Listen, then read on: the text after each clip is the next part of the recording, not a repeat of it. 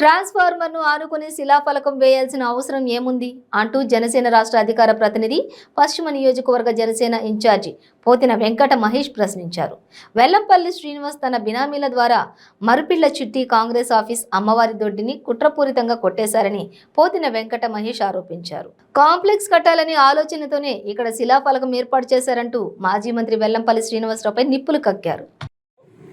పాత పైప్లని తొలగించి కొత్త పైప్ లైన్లు ఏర్పాటు చేసి మార్పులో భాగంగా వేసినటువంటి శిలాఫలకం చూసాం. చాలా స్పష్టంగా ట్రాన్స్ఫార్మర్కి ఆనించి ఈ శిలాఫలకం వేయాల్సినటువంటి ఆవశ్యకత ఏంటో అధికార పార్టీకి చెందినటువంటి నాయకులు ప్రజలకు సమాధానం చెప్పాలని డిమాండ్ చేస్తాం.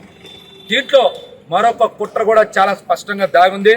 స్థానిక ఎమ్మెల్యే వెల్లంపల్లి శ్రీనివాస్ ఇక్కడ ఒక కాంప్లెక్స్ కట్టాలని అతని బినామీ ద్వారా మరిపిళ్ల చిట్టి కాంగ్రెస్ ఆఫీస్ని అమ్మవారి దొడ్డిని కుట్రపూరితంగా కొట్టేసి అక్కడ ఒక కాంప్లెక్స్ నిర్మాణం చేయాలనేటువంటి కుట్రలు చేస్తూ ఉన్నారు. దానిలో భాగంగానే ఇక్కడ అనధికారికంగా ఈ శిలాఫలకం వేసి శంకుస్థాపన వేశారని కూడా ఈ సందర్భంగా ప్రజలందరికీ కూడా తెలియజేస్తున్నాం. ఇది నిజం కాదా? మరిపిళ్ల చిట్టి కాంగ్రెస్ ఆఫీస్ని ఖాళీ చేయించాలని నోటీసులు ఇప్పించిన మాట వాస్తవమా కాదా? అమ్మవారి దొడ్లో ఏళ్ల తరబడి నివాసం ఉంటున్నటువంటి వాళ్ళకి ఇళ్ల పట్టాలు ఇవ్వకుండా వాళ్ళని కుట్రపూరితంగా ఖాళీ చేయించి కొట్టేసి వెల్లంపల్లి శ్రీనివాస్ బినామీల ద్వారా ఇక్కడ కాంప్లెక్స్ కట్టాలనుకున్న మాట ముమ్మాటికి నిజం.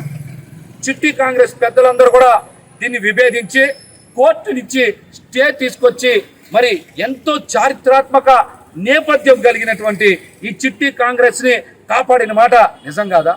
ఇది జరిగి కేవలం 3 నెలలు కూడా కాలేదన్నటువంటి విషయాన్ని కూడా ఈ సందర్భంగా తెలియజేస్తున్నా. కావాలనే వెల్లంపల్లి శ్రీనివాస్ అధికార పార్టీ నాయకులు ఈ మూల మీద కావాలనే శంకుస్థాపన రాయి వేశారు. ఇది పైప్ లైన్ మార్పు కోసం వేసినటువంటి శిలాఫలకం కాదు. ఇక్కడ మరిపిళ్ల చిట్టి కాంగ్రెస్ ఆఫీస్ అమ్మవారి దొడ్డిని వెల్లంపల్లి బినామీ బాపనే స్కూల్ దగ్గర ఉంటారు, ఆయన ద్వారా కొట్టేసి ఇక్కడ కాంప్లెక్స్ కట్టాలనేటువంటి కుట్రలో భాగంగానే ఈ పని చేశారు. ఇక్కడ పెద్ద ఎత్తున ట్రాఫిక్ ఉంటుంది, లారీలు వస్తాయి, మినీ లారీలు వస్తాయి. ఈ మూల మీదనే వేయాల్సినటువంటి ఆవశ్యకత ఏముంది? ఆ రోడ్డు చివరి వేసుకోవచ్చు కదా, ఈ రోడ్డు చివరి వేసుకోవచ్చు కదా నాయకులు. మరి ఆ పని ఎందుకు చేయాలా? ఆ పని ఎందుకు చేయాలా అంటే దీంట్లో ఈ స్థలం కొట్టేసి ఇక్కడ కాంప్లెక్స్ కట్టాలనేటువంటి కుట్రని ప్రజలందరూ కూడా అర్థం చేసుకోవాలని కూడా ఈ సందర్భంగా తెలియజేస్తూ ఉన్నాం. వెల్లంపల్లి శ్రీనివాస్ ఇప్పటికే పెద్ద ఎత్తున ప్రభుత్వ భూముల్ని కబ్జా చేసిన మాట నిజం. వెల్లంపల్లి ఫౌండేషన్ పేరుతో ప్రభుత్వ భూముల్ని కబ్జా చేసిన మాట వాస్తవం. అది పురావస్తు శాఖదైనా, ఇరిగేషన్ అయినా, కార్పొరేషన్ అయినా, రేపు కార్మిక శాఖదైనా అతను ఫౌండేషన్ పేరుతో